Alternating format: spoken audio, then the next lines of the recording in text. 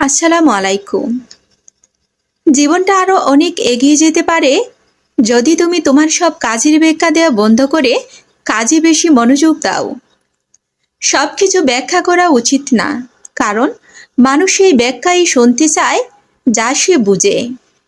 জীবন যখন আঘাত করে দুর্বল মন মানসিকতা বলে আমি কেন, তখন বিজয়ী মন মানসিকতা এসে বলে আমাকে হারানো এত সহজ না।